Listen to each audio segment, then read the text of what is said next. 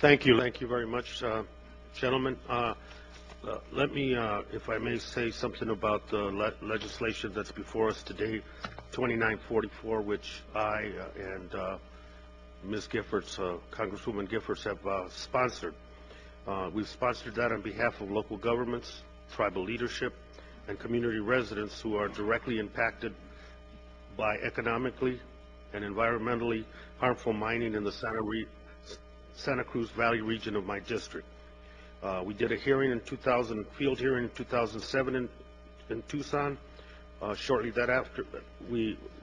afterwards, we introduced HR 2944 to protect these communities from speculative mining claims and from corporations who seem determined to turn our pristine forest and fragile Sonoran desert into open pit mines. Too often these companies reap a profit, walk away when it comes time to clean up, leaving the local taxpayers with the tab. My legislation would not impact valid existing rights, but would withdraw public lands within the Coronado National Forest and ecologically sensitive, locally preserved public lands from future mining claims.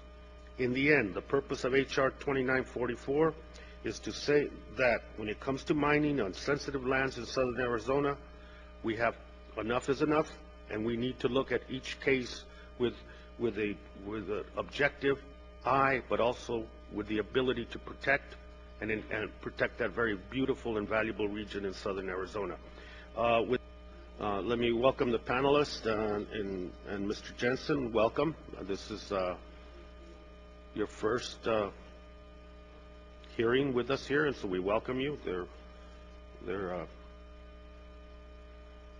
normally painless, and so we welcome you, and we look forward to your comments. Let me begin with Marceline Burke. Ms. Burke is the Deputy Director of the BLM, Department of Interior. The Department of Interior supports the goals of HR 2944, the Southern Arizona Public Lands Protection Act. However, we are concerned that the scope of the bill may be broader than intended and may lead to some unanticipated consequences. Therefore, we would like to work with this committee and Congress as it crafts legislation to address the legitimate concerns of Pima County. One possible approach would be to protect their acquired lands through targeted actions such as the sale or exchange of BLM mineral estate underlying the county lands. We applaud the county's proactive efforts through the Sonoran Desert Conservation Plan to address the valuable natural resources of this diverse landscape, and we look forward to continuing to work with Pima County in that regard. Thank you. Mr. Jensen. Thank you, Mr. Chairman. Hit the button.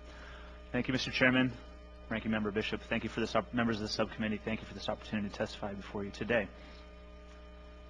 To provide the views of the Department of Agriculture and the Forest Service on HR 2944, I will summarize my testimony here and ask that my written testimony be submitted for the record. I'd like to begin with HR 2944. This bill would withdraw national forest lands in Santa Cruz and Pima counties in Arizona from mining operations subject to valid and existing rights.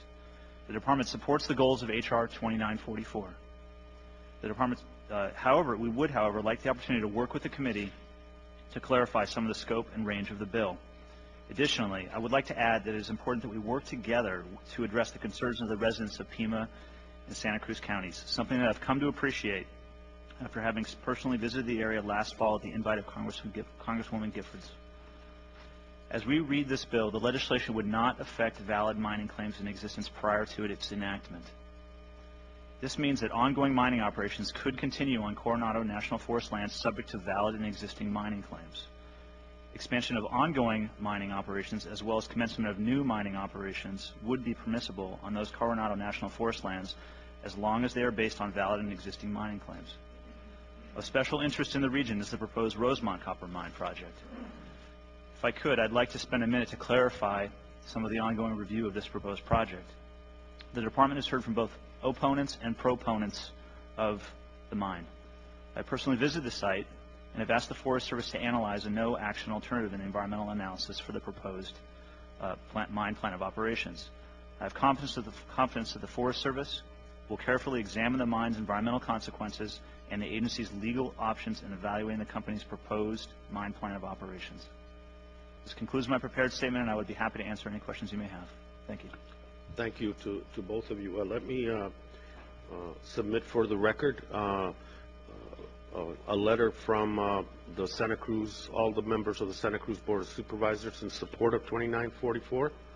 A bipartisan, representing the bipartisan view of the Pima County Board of Supervisors, Mr. Ray Carroll's letter, and Mr. Richard Elias's letter also for the record, as well as the, for the record, the statement of my good friend, the Subcommittee Chair of Water and Power, Ms. Napolitano, who has submitted her comments for the record as well due to a schedule.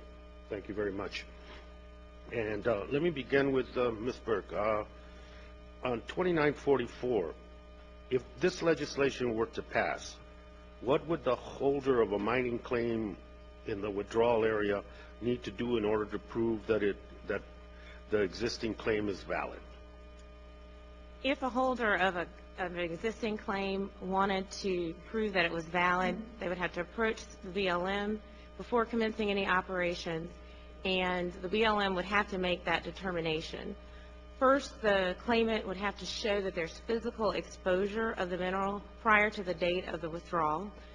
And then if there were physical exposure, the BLM would conduct this exam to determine whether or not there were economically viable minerals. If there were economically viable minerals on that claim, then the BLM would deem the claim to be a valid existing right. Okay. Following up on that question, Mr. Jensen, I think in your testimony you stated that we don't know how many of the existing mining claims qualify as valid existing claims. What would be the process to make that determination? The proposed mine does have a mixture of patented mining claims and various other claims, unpatented claims. The process that would be used to validate those claims is exactly the same as Ms. Burke here explained, and that is the Forest Service will work closely with the BLM in determining the validity of those. It involves a process of working with mineral examiners, looking at the quality and quantity of those deposits to figure out if indeed those are valid claims. Yeah, there's two other mines that are mentioned in testimony in the Coronado National Forest. How do they compare in size to Rosemont, and how long has it been since there was an active copper mine in the Coronado? Do you know? I'll have to do a little bit of background search to get you the full details on those. I know the other mines are of comparable size. I did get a chance to visit out there and see some of the mine plan of operations. The Rosemont mine looks to be one of the larger ore deposits for copper in the country. I know that the mine is going to be using some of the most modern mining practices available that would minimize its imprint and footprint out there, but it is clear that the size of the mine would be significant. And I think the last there's been recently the recent rise in mining claims.